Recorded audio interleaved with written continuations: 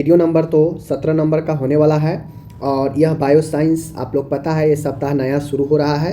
तो यहाँ पे बायो साइंस का फिर से हम यूनिट जो है आपका यूरिनरी सिस्टम से लेकर आए हैं। और यह वीडियो नंबर सीरीज 17वां है फर्स्ट ईयर बायो साइंस का। ठीक है, अभी सप्ताह में फर्स्ट ईयर का सुबह जो भी क्लास आएगा सब 17वां नंबर का वीडियो होगा। ओके, आज का वीडियो काफ़ी महत्वपूर्ण टॉपिक है यूरिनरी सिस्टम। यूरिनरी सिस्टम के बारे में हम लोग देखेंगे, समझेंगे। ठीक है, तो यूरिनरी सिस्टम के बारे में चलिए हम लोग अच्छे से आज पढ़ेंगे, समझेंगे कि क्या होता है, कैसे काम करता है, कौन कौन सा अंग होता है।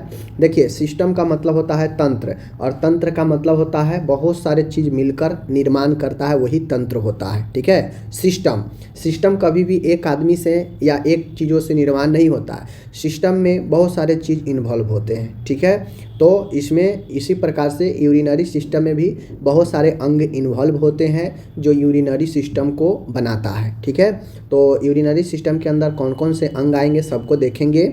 और प्रॉपर इसमें एक अंग ऐसा है जिसको हम लोग किडनी बोलते हैं, उसको प्रॉपर हम लोग एक अलग वीडियो में डिटेल से देखेंगे, क्योंकि उस पर क्वेश्चन पूछता है अलग से किडनी के ऊपर। ठीक है, तो यहाँ पे सबसे पहले यूरिनरी सिस्टम के बारे में हम कुछ जानकारियाँ ले लेते हैं कि ये यूरिनरी सिस्टम का क्या कॉन्सेप्ट है। ठीक है, देखिए, यूरिनरी सिस्टम जिसे हम लोग मूत्रीय तंत्र बोलते हैं, यह एक ऐसा तंत्र है जो शरीर से नाइट्रोजीनियस यानी जो नाइट्रोजन युक्त पदार्थ होता है, जो अपशिष्ट पदार्थ होता है, उसको बॉडी से बाहर निकालता है। ठीक है, वेस्ट मटेरियल। अब चूँकि शरीर में हम जो खा पी रहे हैं, तो ऐसा बात नहीं है कि जो खाते पीते हैं उससे अच्छे चीज़ ही बन रहा है, नहीं, बॉडी में बहुत गड़बड़ चीज़ भी बनता है। तो जो गड़बड़ चीज़ है उसको लिक्विड के फॉर्म में, वेस्ट के फॉर्म में बाहर निकालने का काम यही यूरिनरी सिस्टम ही करता है।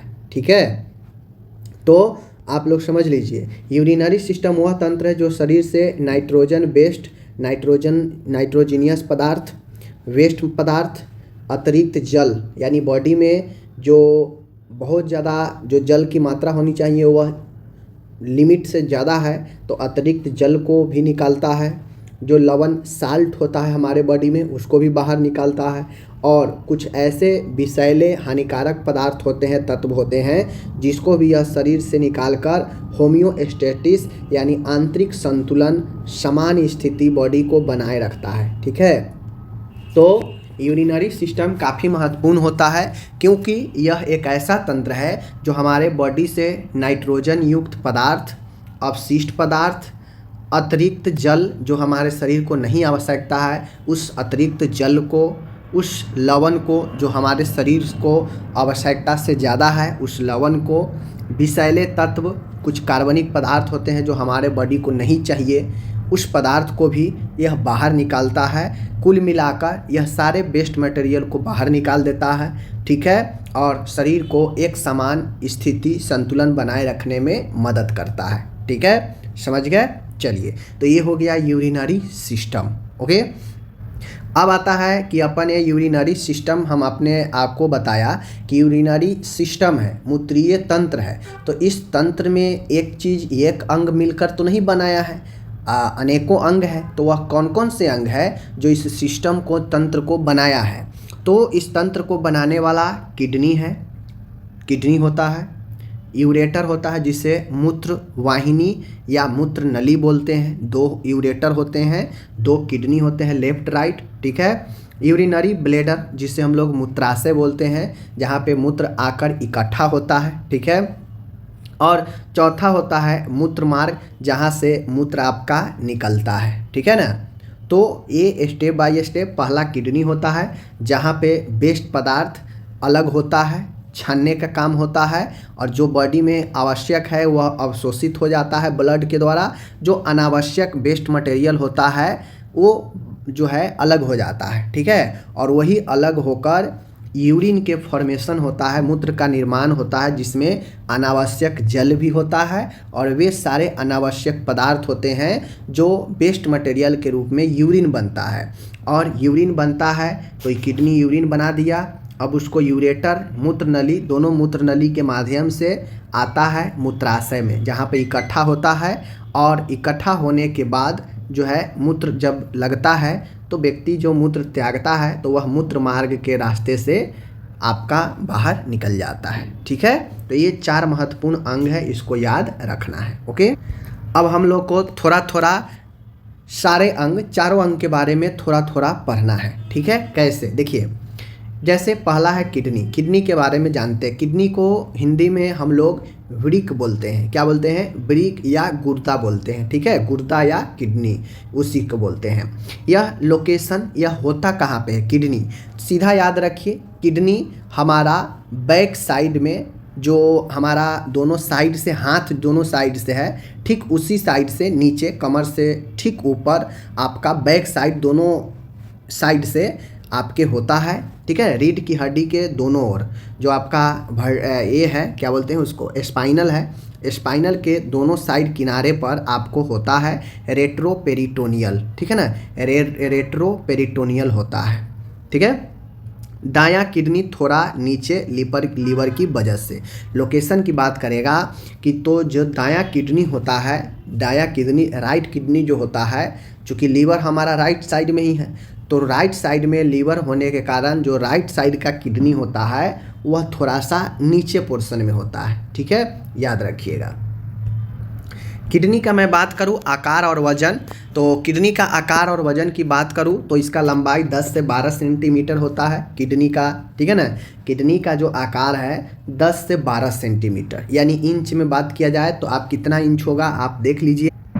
उसके बाद वजन की बात किया जाए तो लगभग 120 से लेकर 170 जो है ग्राम होता है। क्यों? क्योंकि आपको मैं बता दूं कि ये जो आकार और वजन है 120 से 170 ग्राम, यह आपको होता है अलग अलग मेल और फीमेल में। मेल में ज़्यादा होता है, मेल में अगर 150 ग्राम में होगा तो फीमेल में 130 ग्राम होगा। ठीक है, अगर मेल में 170 ग्राम हुआ तो फीमेल में 150 ग्राम होगा, थोड़ा सा फीमेल में कम होता है। ठीक है, इसीलिए इसका रेंज 120 से 170 ग्राम रखा गया है एवरी किडनी का। ठीक है, रंग गहरा लाल रेडिश ब्राउन होता है, याद रखिएगा।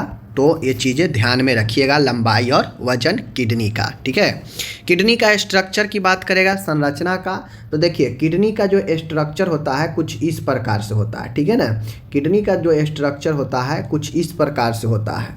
कॉर्टेक्स बाहरी भाग होता है, किडनी का जो बाहरी भाग होता है वह कॉर्टेक्स होता है। ठीक है, कॉर्टेक्स होता है, ये बाहरी वाला भाग कॉर्टेक्स होता है। ठीक है, याद रखिएगा। ओके, मेंडुला होता है अंदरूनी भाग, जिसे रीनल पिरामिड्स बोलते हैं। ठीक है ना, रीनल पिरामिड्स बोलते हैं, जो ये अंदरूनी भाग होता है। पेल्विस होता है जो मूत्र एकत्र करता है इस किडनी के अंदर। ठीक है ना, याद रखिएगा, समझ गए। तो ये स्ट्रक्चर है, कॉर्टेक्स बाहरी भाग है, मेंडुला अंदरूनी भाग है, और इसी के अंदर नेफ्रॉन होता है जो क्या करता है, एक फिल्ट्रेशन का काम करता है, किडनी को रूप आकार देने का काम करता है। ठीक है, चलिए आगे बढ़ते हैं।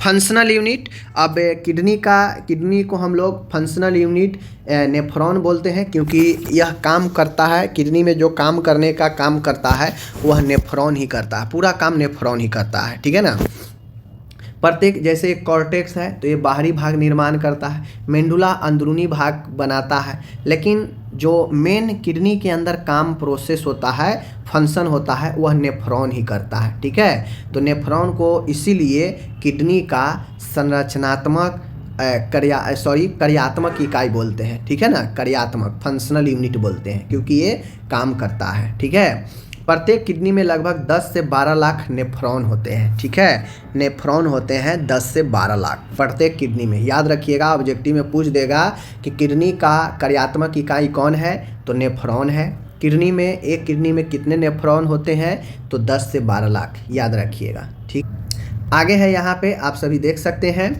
नेफ्रॉन जिसे संरचनात्मक और क्रियात्मक इकाई हम लोग बोलते हैं। नेफ्रॉन का मुख्य भाग है, ठीक है, नेफ्रॉन के अंदर मुख्य भाग है ग्लोमेरुलस जो फिल्ट्रेशन का काम करता है। ठीक है ना, नेफ्रॉन के अंदर, चूँकि नेफ्रॉन काफ़ी जो है किडनी का बड़ा भाग है, ठीक है, वह स्ट्रक्चरल में भी भूमिका निभाता है और फंक्शनल कार्य में भी भूमिका निभाता है। तो अब नेफ्रॉन के अंदर अलग अलग बहुत सारे पार्ट हैं। उस पार्ट में एक है ग्लोमेरुलस फिल्ट्रेशन, आप लोग सुने होंगे। ग्लोमेरुलस यह फिल्ट्रेशन का काम करता है, छन्नी की तरह छानने का काम करता है, क्योंकि इसमें एक जाल सा कैपिलरीज होता है, ठीक है, जाल सा कैपिलरीज होता है। जो भी पदार्थ आता है वेस्ट पदार्थ वह इसमें फंस जाता है और जो उपयोगी जो रस होता है वह इस जाल के द्वारा निकल जाता है और फिर आगे जाता है ब्लड स्ट्रीम में, ठीक है। तो ग्लोमेरुलस फिल्ट्रेशन होता है। इसमें वाउमेन्स कैप्सूल होता है, वाउमेन कैप्सूल इसी नेफ्रॉन के अंदर होता है। पीसीटी जिसे प्रॉक्सिमल कन्वोल्यूटेड ट्यूबल बोलते हैं, जिसमें ज़्यादातर अवशोषण का काम हमारे बॉडी में, जैसे कुछ भी हम खाते पीते हैं तो हमारे किडनी के तरफ ही जाता है, ठीक है। अब किडनी के तरफ जाता है तो उसमें क्या हमारे बॉडी के लिए आवश्यक तत्व है वह यहीं पे इसी पीसीटी में अवशोषित होता है, ठीक है, ऑब्जर्प्शन होता है, जो अनिवार्य प्रोसेस होता है। जो भी हम खाए पिए हैं सही चीज़ है बॉडी के लिए, जो ब्लड में भेजना है वह इस पीसीटी में क्या होता है, अवशोषित होता है और वहाँ पे जो है फालतू का चीज़ बाहर निकल जाता है, ओके। लूप ऑफ हेनले होता है, बहुत सारे लूप लगा होता है वहाँ पे।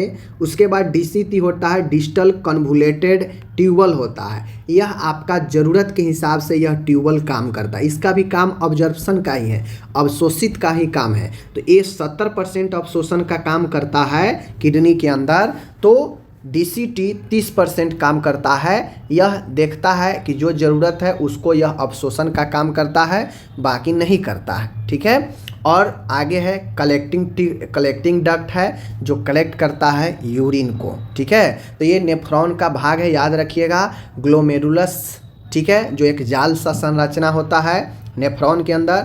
उसके बाद बाउमिन कैप्सूल होता है, पीसीटी प्रॉक्सिमल कन्वोल्यूटेड ट्यूबल होता है, लूप ऑफ हेनले होता है, डीसीटी डिजिटल कन्वोल्यूटेड ट्यूबल होता है, कलेक्टिंग डक्ट होता है। ये सब नेफ्रॉन का पार्ट है, याद रखिएगा, ठीक है। पीसीटी में 70% ऑब्जर्प्शन होता है और डीसीटी में 30%। यह अनिवार्य होता ही होता है ऑब्जर्प्शन, अवशोषण, और यहाँ पे ज़रूरत के हिसाब से ही अवशोषण होता है, ओके। अब इस चीज़ को आप लोग समझ गए। अब यूरिन कैसे बनता है, ठीक है, यूरिन किडनी के अंदर कैसे बनता है। तो स्टेप ऑफ किडनी यूरिन जो है फॉर्मेशन, यूरिन बनता है, आप लोग देख लीजिए। पहला होता है फिल्ट्रेशन, अल्ट्रा फिल्ट्रेशन। ये अल्ट्रा फिल्ट्रेशन कहाँ होता है, हम कुछ भी खाते पीते हैं तो हमारे बॉडी में सब मिक्स रहता है, ठीक है ना, मिक्स रहता है, ब्लड में मिक्स रहता है, समझ गए। ब्लड आता है किडनी के तरफ, भाई हमें शुद्ध करो। अब शुद्ध करने जब आता है किडनी के तरफ तो होता यह है कि ब्लड में बहुत सारे वेस्ट पदार्थ होता है। तो किडनी में जो नेफ्रॉन के अंदर जो ग्लोमेरुलस जो जाल जैसे संरचना है, यह क्या करता है, ब्लड को छानता है, ठीक है, छानता है, जिससे वेस्ट पदार्थ अलग होता है और प्योर ब्लड अलग होता है। तो ग्लोमेरुलस क्या करता है, छानने का काम करता है अल्ट्रा फिल्ट्रेशन में। यह यहाँ पे रक्तचाप उच्च दाब के साथ छानने की क्रिया होती है, ठीक है। बनता है ग्लोमेरुलर फिल्ट्रेट, यह ग्लोमेरुलर फिल्ट्रेट बनता है इसमें, और इसका GFR, ठीक है ना, ग्लोमेरुलर फिल्ट्रेशन रेट कितना होता है, हाईएस्ट कितना होना चाहिए, नॉर्मल 125 ml पर मिनट, ठीक है। एक नॉर्मल इंसान का GFR पूछेगा एग्जाम में कि कितना होगा, तो 125 ml पर मिनट होता है GFR, ग्लोमेरुलर फिल्ट्रेशन रेट, ठीक है। अगर इतना से जितना कम होते जाएगा मतलब आपका किडनी स्लो काम कर रहा है, ठीक है। अगर 80 है मतलब आपका किडनी बहुत स्लो काम कर रहा है, 90 है आपका किडनी बहुत स्लो काम कर रहा है। ये जितना घटते जाएगा आपका किडनी उतना ही डैमेज होता जाएगा, दिखता जाएगा, ठीक है। तो 125 नॉर्मल माना जाता है GFR रेट, याद रखिएगा, अच्छा है, ठीक है। तो पहला अल्ट्रा फिल्ट्रेशन कहाँ होता है, ग्लोमेरुलस में होता है, याद रखिए। उसके बाद यूरिन फिल्ट्रेशन में दूसरा होता है सिलेक्टिव रीऑब्जर्प्शन। सिलेक्टिव रीऑब्जर्प्शन का मतलब होता है चयनात्मक पुनः अवशोषण। पीसीटी में जो मैंने अभी आपको पढ़ाया प्रॉक्सिमल कन्वोल्यूटेड ट्यूबल्स, इसमें यह जो है अवशोषण, पुनः अवशोषण का काम होता है। जैसे ब्लड फिल्ट्रेशन में पहला छान दिया ब्लड को, छानने के बाद होता यह है कि जो वेस्ट मटेरियल अलग है, जो ज़रूरी का है, वह दूसरा पीसीटी में जाकर अवशोषण होता है, अवशोषित होता है। ठीक है, जैसे ग्लूकोज, एमिनो एसिड, सोडियम, पानी, ये सब पुनः बॉडी में अवशोषित हो जाता है क्योंकि ज़रूरत है। ठीक है, ज़रूरत है। जैसे दूध को क्या करते हैं हम लोग, उबालते हैं। दूध को पहला बार उबाल लिए, ठीक है, उसमें बहुत मोटा छाली पड़ गया, निकाल दिए। फिर दूध को उबाले, फिर उसमें छाली पड़ता है थोड़ा बहुत, फिर निकाले। तो उसी प्रकार से हमारे बॉडी में अवशोषण का काम तो शुरू हो जाता है छोटी आंत से ही, फिर बड़ी आंत में जाता है, वहाँ भी अवशोषण होता है। लेकिन हम लोग कुछ खाते पीते हैं तो वह सब अवशोषण होता है कहाँ, ब्लड में। तो अब जो ब्लड में अवशोषण हुआ है तो इसका ये मतलब नहीं है कि वो सारा के सारा ब्लड में मिल गया तो सही ही है। तो ब्लड आता है किडनी के तरफ, तो किडनी भी देखता है कि इस ब्लड में अब क्या सही मिला हुआ है, क्या गलत है। तो जो गलत चीज़ रहता है, वेस्ट रहता है, उसको जो ग्लोमेरुलस फिल्टर है उसे अलग कर देता है, और जो सही बॉडी के लिए है वह सेकेंड स्टेप में जाकर पीसीटी में अवशोषण होता है। 70% चीज़ें यहाँ पे दूसरा में अवशोषण होता है। ठीक है, अब अवशोषण जरूरी की चीज़ें अवशोषण हो गया तो बच क्या गया, वेस्ट बच गया जो अलग हुआ है। ठीक है, और तीसरा है ट्यूबुलर सिक्रेशन, ट्यूबुलर सिक्रेशन। ठीक है, यहाँ पे देख लीजिए, पोटेशियम, अमोनिया, हाइड्रोजन, बहुत सारे ड्रग होते हैं, यह सब बाहर निकल जाते हैं ट्यूबुलर सिक्रेशन में, यानी ट्यूब के माध्यम से बाहर जो है आपको यूरिन के रूप में निकलते जाता है, जिसमें पानी भी होता है, अगर ड्रग कोई ले रहा है तो ड्रग भी होता है, अमोनिया होता है, ये सब बाहर निकलता है ट्यूबुलर सिक्रेशन में। ठीक है, जो मूत्र का रूप लेता है। बात समझ गए। तो तीन यूरिन फॉर्मेशन का तीन रूप है। पहला ग्लोमेरुलर में फिल्टर काम होता है, फिर वह अवशोषण का काम होता है जिसमें कचरा अलग और बॉडी के लिए ज़रूरी अवशोषित हो जाता है, और तीसरा ट्यूब में वह जो है जाकर जमा होता है यूरिन के रूप में। ठीक है, बात समझ गए। चलिए, अब यूरिन में कंपोजिशन होता है, घटक होता है। ठीक है, एग्जाम में पूछेगा कि यूरिन के क्या क्या घटक होते हैं जो यूरिन बनता है। देखिए, तो यूरिन बनता है तो उसमें पानी की मात्रा सबसे ज़्यादा, लगभग जो है 95% यूरिन का मात्रा होता है। ठीक है, लगभग 95% यूरिन होता है। लगभग यूरिया 2% होता है। ठीक है, यूरिक एसिड उसमें जो है ट्रेस किया जाता है। क्रिएटिनिन भी बहुत कम होता है, याद रखिएगा। क्रिएटिन का लेवल होता है वह 0.3 से लेकर 1.2 तक होता है। ठीक है, इतना होता है, इतना हाईएस्ट होता है, याद रखिएगा। तो क्रिएटिनिन का इतना होता है। उसके बाद लवण का जो है, जिसमें हम लोग का सोडियम, पोटेशियम क्लोराइड आता है, ये सब जो है होता है यूरिन में थोड़ा थोड़ा मात्रा में। ठीक है, समान मूत्र का जो मात्रा होता है, लगभग प्रतिदिन 1 से 1.5 लीटर जो है मूत्र का उत्सर्जन होता है एक नॉर्मल व्यक्ति में, और पीएच मान इसका 4.6 से लेकर 8 तक होता है। तो इस चीज़ को ध्यान में रखिएगा। और ये जो है आपका यूरिन का थोड़ा सा डिटेल्स था जो मैंने आपको बता दिया। ओके, अब जो मैंने अभी आपको पढ़ाया, ठीक है ना, क्या क्या मैंने पढ़ाया, किडनी पढ़ाया, नेफ्रॉन पढ़ाया, समझ गए। किडनी में ही नेफ्रॉन था तो उसका बात छोड़िए, मैंने दूसरा पॉइंट आपको पढ़ा दिया यूरिन फॉर्मेशन का, कि कैसे कैसे यूरिन बनता है। ठीक है ना, और यूरिन का घटक। तीसरा पॉइंट है यहाँ पे, लेकिन ऐसे देखा जाए यूरिनरी सिस्टम में तो सीधा किडनी के बाद आपका दूसरा पॉइंट मूत्रवाहिनी होना चाहिए। ठीक है ना, मूत्रवाहिनी होना चाहिए। दूसरा पॉइंट मैंने आपको एक्स्ट्रा में डिटेल्स में पढ़ा दिया कि यूरिन कैसे बनता है, कैसे छनता है अंदर में। ठीक है, लेकिन अगर सीधा आपसे मूत्रीय तंत्र पूछे तो किडनी के लिखने के बाद सीधा मूत्रवाहिनी पर आएंगे, यूरेटर्स के बारे में आएंगे। ठीक है, अब ये जो मूत्रवाहिनी होता है यह लंबाई 25 से 30 सेंटीमीटर होता है। ठीक है, इसका कार्य जो है क्या है, तो यह जो है किडनी के द्वारा ब्लेडर तक मूत्र ले जाने का काम करता है। यानी दोनों किडनी से जो है आपको कनेक्ट कौन होता है, दोनों किडनी से कनेक्ट जो है आपका यह यूरेटर होता है। ठीक है, यह यूरेटर जिसे मूत्र वाहिनी या मूत्र नली बोलते हैं, दोनों किडनी से एक एक कनेक्ट होता है। ठीक है, तो इसका काम है कि यह क्या कर, याद रखिएगा, लंबाई इसका 25 से 30 सेंटीमीटर। ठीक है, यह पेरिस्टेलासिस द्वारा मूत्र का संचलन करता है। यानी जो पेरिस्टेलासिस जो गति होता है उसके द्वारा किडनी से मूत्र जो है यूरिन के मूत्र नली के द्वारा निकलता है। ठीक है। चौथा है यूरिनरी ब्लैडर, जिसे हम लोग मूत्राशय बोलते हैं। अब यहाँ पे किडनी में मूत्र वगैरह बन गया, किडनी से मूत्र नली के द्वारा निकला, ठीक है, जिसे मूत्रवाहिनी यूरेटर्स बोलते हैं। ये भी संख्या में 2 होता है। उसके बाद ब्लैडर 1 होता है। यहाँ पे ब्लैडर होता है, इसमें मूत्र आकर जमा होता है और जब यह एक्सेस होता है तो व्यक्ति को मूत्र आभास होता है, व्यक्ति जाता है मूत्र त्यागता है, तो यहीं से मूत्र निकलता है अब जो है मूत्र मार्ग के द्वारा, जो कि यहाँ पे आपको 1 होता है, मूत्राशय से 1 मूत्र मार्ग बाहर निकलता है। ठीक है। तो ये मूत्राशय एक थैलीनुमा संरचना होता है। यह मसल्स मांसपेशी का बना हुआ होता है, पेशीय थैली है। इसका क्षमता 400 से 600 ml का होता है। यह 400 से 600 ml होल्ड कर सकता है। ठीक है।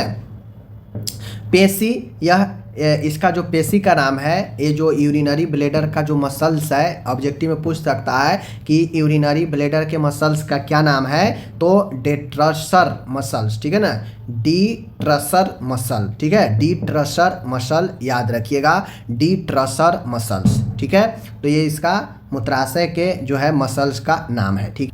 अब यहाँ पे है यूरेथ्रा, जिसे हम लोग मूत्र मार्ग बोलते हैं। क्या बोलते हैं? यूरेथ्रा को मूत्र मार्ग बोलते हैं। ओके। अब यहाँ पे जो ये यूरेथ्रा है मूत्र मार्ग है। अब आपको ब्लैडर बता दिए, तो ब्लैडर से एक ही मूत्र मार्ग निकलता है। ठीक है, जो पेनिस के रास्ते से निकल जाता है बाहर मूत्र। तो ये यूरेथ्रा होता है, पुरुष में लगभग 20 सेंटीमीटर का यूरेथ्रा होता है, लगभग 20 सेंटीमीटर का। ठीक है। और उसके बाद जो है स्त्री में यह काफ़ी छोटा होता है, लगभग 3 से 4 सेंटीमीटर का होता है। इसका कार्य है मूत्र को शरीर से बाहर निकाल देना। ठीक है, तो यही मूत्र मार्ग होता है। ये लंबाई जरूर याद रखिएगा, मूत्र मार्ग का लंबाई जरूर आप रखिएगा। ठीक है, और मूत्र नली का भी, समझ गए।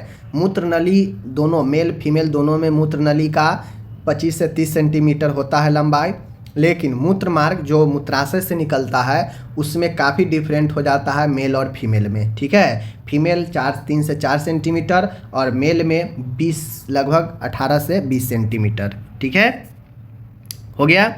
अब आगे है हार्मोनल रेगुलेशन, नियंत्रण। ठीक है ना। अब यहाँ पे मैं आपको एक चीज़ और एक्स्ट्रा पढ़ा देता हूँ, क्यों आपको टेंशन लेना है। देखिए, अब किडनी जो है, जो मूत्र तंत्र है, यह हार्मोनल, यानी यह हार्मोनल जो हार्मोन का नियंत्रण होता है उस पर भी एक काम करता है यूरिनरी सिस्टम। ठीक है, जैसे एडीएच, जिसे हम लोग वैसोप्रिन भी बोलते हैं, एंटी डायूरेटिक हार्मोन है। एंटी डायूरेटिक पानी का पुनः अवशोषण को बढ़ाता है। ठीक है, यह एक हार्मोन है जिसे एंटी डायूरेटिक हार्मोन बोलते हैं। ठीक है, जो क्या करता है कि आपके बॉडी में रिटेंशन को बढ़ाता है, पानी अवशोषण को बढ़ाता है। ठीक है, डायूरेटिक क्या करता है? डायूरेटिक आपके बॉडी से पानी को निकालता है, लेकिन एंटी डायूरेटिक क्या करता है? रोकता है, रिटेंशन करता है। तो यह एक ऐसा हार्मोन है जो आपके बॉडी में पानी के अवशोषण को बढ़ा देता है। मान गए आप पिएंगे 1 लीटर, मूत्र बनना चाहिए 200 ml, तो यह मूत्र, इसके कारण यह मूत्र 150 ही बनने देगा, 100 ml ही बनने देगा, यानी पानी को ज़्यादा बॉडी में अवशोषण कराने लगता है। बात समझ गए। उसके बाद है जिससे क्या हो सकता है, एडीएच हार्मोन अगर वैसोप्रिन देंगे तो उससे बीपी भी बढ़ सकता है, समझ गए, क्योंकि यह पानी के अवशोषण को बढ़ा रहा है। एल्डोस्टेरोन, ठीक है, मूत्रीय तंत्र के द्वारा एल्डोस्टेरोन हार्मोन को भी जो है, इसमें सोडियम आता है, सोडियम के रीअब्जॉर्प्शन को बढ़ा देता है। ठीक है, और पोटेशियम के सिक्रेशन, यानी पोटेशियम बॉडी से ज़्यादा निकलने लगता है। तो इन दोनों हार्मोन एडीएच और एल्डोस्टेरोन का नियंत्रण भी यहीं से होता है। ठीक है, याद रखिए। अब यूरिनरी सिस्टम के कुछ अपना काम भी है, फंक्शन भी है। मूत्रीय तंत्र है तो इसका काम है वेस्ट मटेरियल को बाहर निकालना, जल व इलेक्ट्रोलाइट संतुलन को बनाना। आप कहेंगे इलेक्ट्रोलाइट क्या होता है, तो वही जो आप पढ़े हैं, ठीक है ना, वही आप जो पढ़े हैं, पोटेशियम, सोडियम, ठीक है, ये सब, क्लोरीन, क्लोराइड, ये सब जो है आपका, कैल्शियम, ये सब जो है यही इलेक्ट्रोलाइट होता है। ठीक है ना। तो जल व इलेक्ट्रोलाइट बैलेंस को मेंटेन करता है, पीएच को नियंत्रण करता है, यह रक्तचाप नियंत्रण करता है रेनिन के द्वारा। ठीक है, रेनिन एक ऐसा जो है आपको हार्मोन है जो क्या करता है, ब्लड चाप को नियंत्रण करता है। आरबीसी निर्माण में सहायता करता है किसके द्वारा, एरिथ्रोपोएटिन के द्वारा। ठीक है ना, एरिथ्रोपोएटिन के द्वारा यह आरबीसी में सहायता करता है निर्माण में। तो ये भी अगर कोई पूछे कि एरिथ्रोपोएटिन कहाँ से सीक्रेट होता है, तो किडनी से सीक्रेट होता है। बात समझ गए, याद रखिएगा। और रेनिन भी वहीं से सीक्रेट होता है जो ब्लड प्रेशर को नियंत्रण करता है। ठीक है, समझ गए। तो ये सब महत्वपूर्ण है, मैंने आपको बता दिया। कुछ अब यहाँ पे कुछ जानकारियाँ के लिए महत्वपूर्ण है, जैसे यूरेमिया। यू मतलब यूरिया यानी यूरिन, और एमिया मतलब ब्लड। रक्त में यूरिया बढ़ना यूरेमिया कहलाता है। ठीक है, ब्लड में यूरिया अगर बढ़ जाए तो यूरेमिया। डायलिसिस कृत्रिम रूप से रक्त को शुद्ध करने का एक प्रोसेस है जो किडनी की तरह होता है, काम करता है। किडनी स्टोन कैल्शियम ऑक्जेलेट का जमाव। अगर आपसे पूछे कि जो स्टोन बनता है बॉडी में किस पदार्थ का होता है, तो कैल्शियम ऑक्जेलेट का। ठीक है, तो ये एक्स्ट्रा नॉलेज था, मैंने आपको बता दिया। ठीक है, मिलते हैं अगले वीडियो में, धन्यवाद।